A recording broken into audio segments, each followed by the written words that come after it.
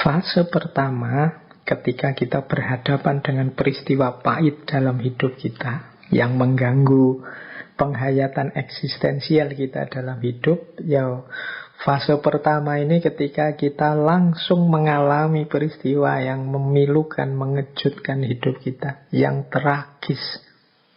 Ini tahap pertama. Biasanya tahap pertama itu kita berhadapan dengan opsi, kata Frankl, ini saya terima saja, atau sudahlah saya putus asa, bunuh diri saja jalan keluarnya. Kan ada salah satu opsi kalau sudah sangat pahit kan begitu.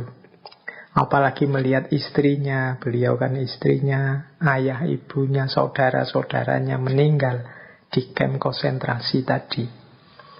Oh, itu orang yang tidak berpikir panjang itu bisa jadi ngambil jalan pendek atau tetap menerima. Karena serangan tahap pertama ini, guncangan tahap pertama ini, guncangan yang luar biasa. Disinilah kita penting berusaha bertahan.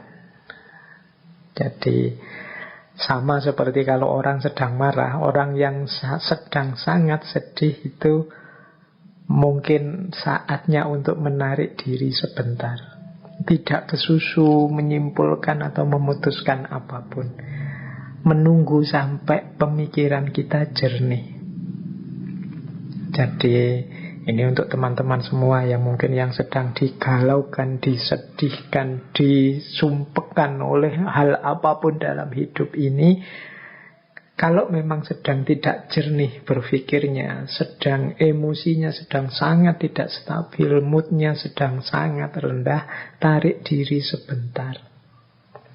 Kalau dalam agama ya saatnya kita mendekat ke atas. Tapi intinya memang jangan kesusu memutuskan. Jangan kesusu mengambil kesimpulan yang terburu-buru. Nah, kalau kita lolos di tahap pertama ini, kita akan masuk tahap kedua. Tahap kedua itu ya kita berhasil bertahan meskipun sangat pahit. Jadi meskipun hati kita tercapik-capik, air mata kita rasanya kering, tapi kita tetap berusaha bertahan.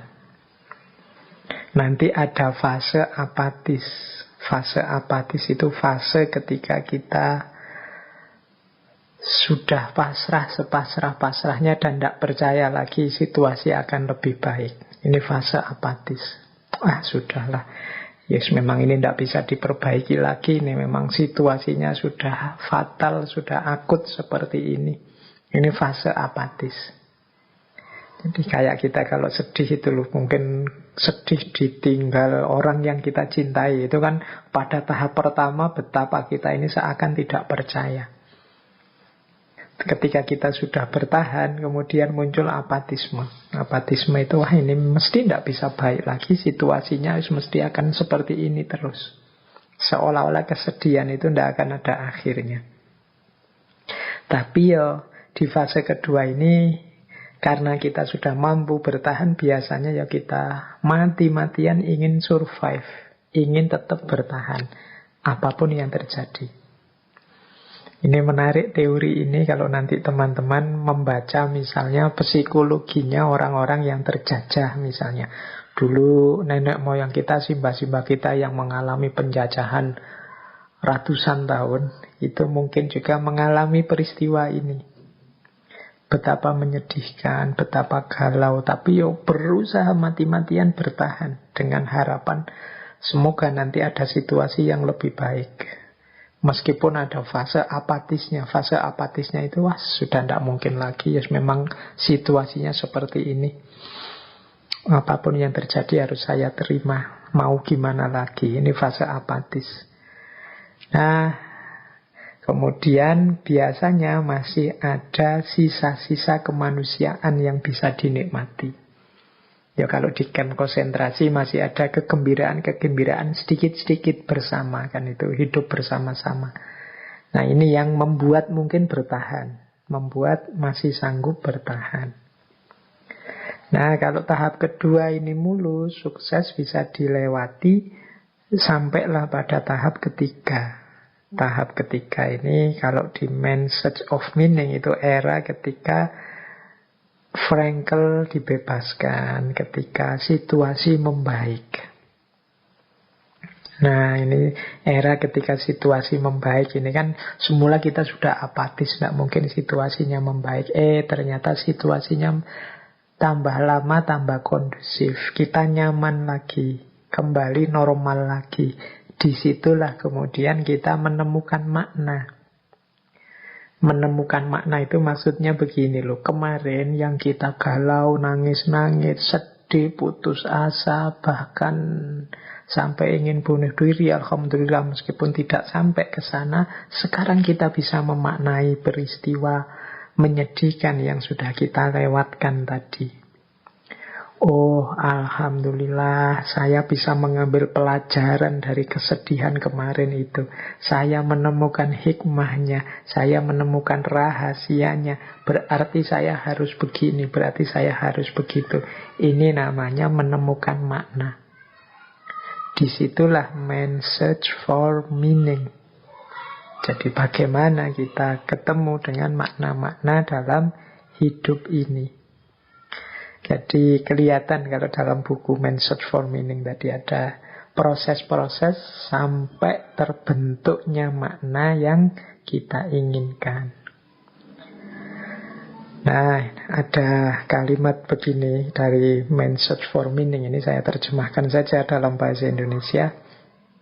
Kami yang hidup di kamp konsentrasi dapat mengingat ketika orang-orang berjalan melalui gubuk demi gubuk untuk menghibur orang lain, mengorbankan potongan roti mereka yang terakhir.